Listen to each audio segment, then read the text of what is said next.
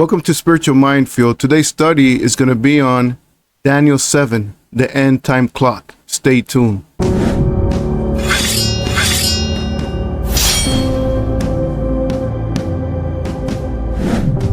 Okay, so we're going to start in Daniel chapter 7, and we're going to go through the whole chapter, but we cannot do it in this video. This is going to be part 1 of Daniel 7, the end time clock.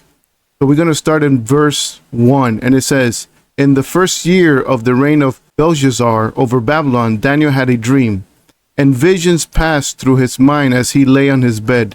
He wrote down the dream, and this is a summary of his account. Daniel declared, 'In my vision, in the night, I looked, and suddenly the four winds of heaven were churning up the great sea. Then four great beasts came up out of the sea, each one different from the others.'" So here we're going to see four beasts, and this is the beginning of the end, meaning that these kingdoms are the start for Christ's return. So you have first beast number 1, 2, 3, and 4, and after beast number 4 is when Jesus comes in the second coming, and he reigns for 1,000 years. So the moment this kingdom starts, which is Babylon, that is the beginning of the end. It's the beginning for Christ's return. And when I'm going to show you a graph of that I made with my daughter, and we're going to see this graph, and it's going to be much more in detail, so you could kind of have a visual on what we're reading here today. Okay, so let's start here.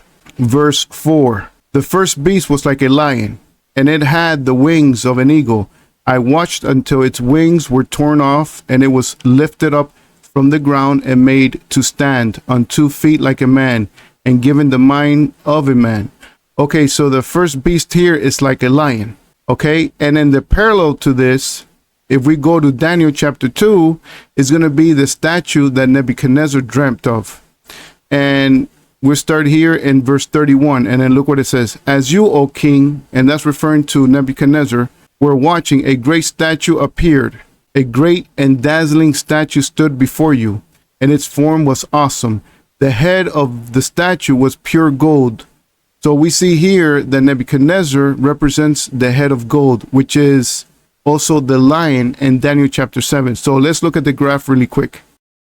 Okay, as you can see here in this graph, you have the head, which is gold, is Babylon, which the king there is Nebuchadnezzar. And also, if you look to the right, you see the beginning process of the end, meaning when this kingdom started, it is the process for the return of Christ. Okay, so the head here, you see Babylon. Okay, let's continue to read. All right, so now we're in verse 5. "Suddenly another beast appeared, which looked like a bear. It was raised up on one of its sides, and it had 3 ribs in its mouth between its teeth. So it was told, 'Get up and gorge yourself on flesh.'" Okay, so we see here the bear represents, verse 32, represents here in the second part of verse 32, which says its chest and arms were silver. Okay, now let's go to the graph. If you see here, the chest and the 2 arms is silver, and it represents the Medes and the Persians. The Medes and the Persians are the ones that destroyed Babylon, and they took over. Okay, you got Cyrus, which is Persian, and then you got Darius, the Mede, and they were ruling together. The Medes ruled Babylon, and the Persians, I'm assuming they were in Persia, but both of these 2 countries destroyed Babylon. So that was the second phase of the beginning process of the end. Okay, so now let's go to the third in Daniel 7, verse 6. "Next, as I watched, another beast appeared. It was like a leopard, and on its back it had 4 wings like those of a bird. The beast also had 4 heads, and it was given authority to rule."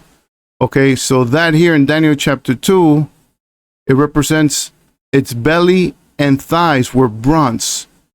So that represents that. So now let's go to the graph. And in the graph, you see there, Greece was the 3rd empire, or the 3rd beast in Daniel chapter 7, which is bronze. Okay, that's the 3rd. Now we're going to go to the 4th, which is the Roman Empire. So let's see that. Okay, so then Daniel 7, verse 7.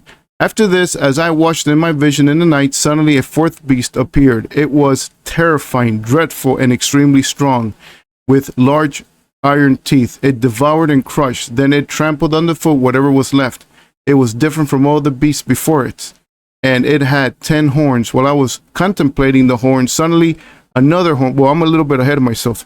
So before we read verse 8 here, we see that verse 7 is it doesn't tell you what type of beast it is. It doesn't tell you, it's not a lion, it's not a bear, it's not a leopard, it's not any other beast. It doesn't tell you because it's a different type of beast. And out of this beast, something else is going to come more terrifying from all of them. So this fourth beast, which doesn't give you what type of animal it is, it just tells you that it's terrifying, dreadful, and extremely strong. If we go here to Daniel chapter 2, we read here in verse 33 that its legs were iron and its feet were partly iron and partly clay. So here, that beast, it's the legs that were iron. And even though it says here legs and feet, the feet actually, it's a little bit different from the legs, but we're going to see that. So the legs here are iron. So now let's go to the graph. And the graph here, you see the Roman Empire, which is iron, the feet, right? Then from the Roman Empire, something else is going to come. And as you can see here, is the rule of the Antichrist. Now, let's keep reading real quick. And then in verse Daniel 7, verse 8, look what it says. While I was contemplating the horn, suddenly another horn, a little one. See that phrase right there, a little one? That's in reference to the Antichrist, okay? Came up among them, and 3 of the first horns were uprooted before it. This horn had eyes like those of a man, and a mouth that spoke words of arrogance. So in Daniel chapter 2, we see it, and its feet were part of iron and part clay. So we see here that the feet has 10 toes. And later on, you're going to see that this beast here, as you can see here in verse 7, it tells you that it has 10 horns. And when you go to Daniel chapter 2, the statue, you have the last part, which is a feet that has 10 toes. So 10 horns and 10 toes, it's a reference to the same thing. All right. So now let's go here to the graph.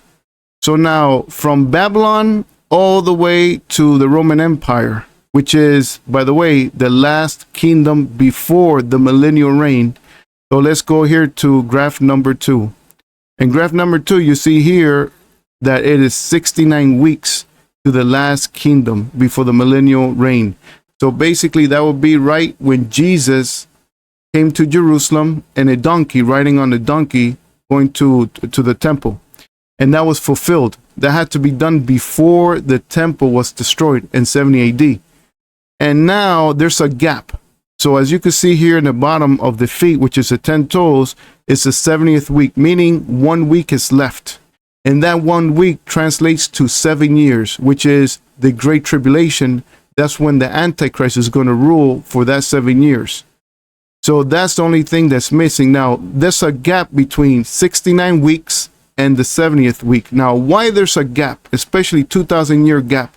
Well, it is essential to have that gap, and I'm going to show you why. Well, I'm going to tell you why. Because Jesus says that he will not come until the gospel is spread all over the world. And then remember, back then there was no internet. Everything was on horses and ships. So there was no train, it was nothing. So then it took a long time to spread all over the globe and to stay there for generations so that the kids will grow up and hear the gospel from their parents and get saved. And not only that, but the gospel had to be written in books so that it could spread even further. And then on top of that, the Jews in 70 AD were destroyed by the Roman Empire. So then the Jews have to come back to their land so that they could say, blessed is he who comes in the name of the Lord when Jesus is coming. Remember, Jesus is going to come to fulfill the prophecy that he says that one like David is going to come and reign forever and ever. So Jesus is going to reign in the place of King David. So he's going to fulfill that prophecy. Well, to fulfill that prophecy, the Jews have to be in the land. So for 2,000 years, God punished the Jews because they rejected Christ. So then after 2,000 years in 1947 or 48, the Jews came back to their land and it was reestablished. So now we're closer even to the end of time. So that is now after that, what's next in the calendar will be the rapture. And then after the rapture is when the Antichrist comes out, and that will be the 70th week. That's when all hell will break loose and God's wrath will be poured upon mankind. So then in graph number 3, if, as you can see here, you have Babylon, which is the lion. You got Medes and Persians, which is the bear. Greece, which is the leopard. The Roman Empire is the terrifying and extremely strong beast with the 10 horns. And from these 10 horns, you got the little horn, which is the Antichrist, meaning that the Antichrist will come from the Roman Empire. Whatever Rome used to rule at that time, which is Europe and things like that, that's where the Antichrist is going to come from. And he's the little horn that's going to come out. And he's going to be the one who's going to institute the mark of the beast, and also that people must worship his image, the idol that's going to be on the third temple that's going to be built. It's going to be right in the corner of that temple. So now, as you can see here, that we are really close to the Great Tribulation. So if we're that close to the Great Tribulation, we must be even closer to the rapture. So this will be the end of part 1. And part 2 of Daniel 7, the end time clock. We will continue here in verse 9 and continue to go over Daniel chapter 7, and we will see more interesting things. But before I leave, really quickly, I want to show you something really quickly. So we're going to go to Revelation 13. This is going to be very interesting here. So now I want you guys to look at this really quickly. Let's go back to the graph. Okay. So you see here, Babylon, the lion, the Medes and Persians, the bear, Greece, the leopard. Okay, you see those 3 animals here? Well, guess what? When the Antichrist comes, he's going to represent all those beasts. That's how powerful he's going to be. He's going to have the power of Babylon, the Medes and Persians, and Greece combined. Now, I'm going to show you this in the scripture. So we're going to go to Revelation chapter 3, and we're going to start in verse 1. And it says, "Then I saw a beast with 10 horns and 7 heads rising out of the sea." Now remember the 10 horns, we just read that in Daniel. And this beast here coming out of the sea is in reference to the Antichrist. There were 10 royal crowns on its horns and blasphemous names on its heads. The beast I saw was like a leopard. Okay, does that sound familiar? Was like a leopard with the feet of a bear and the mouth of a lion. And the dragon gave the beast his power and his throne and great authority. The Antichrist is going to be so powerful that he's going to be those 3 nations combined.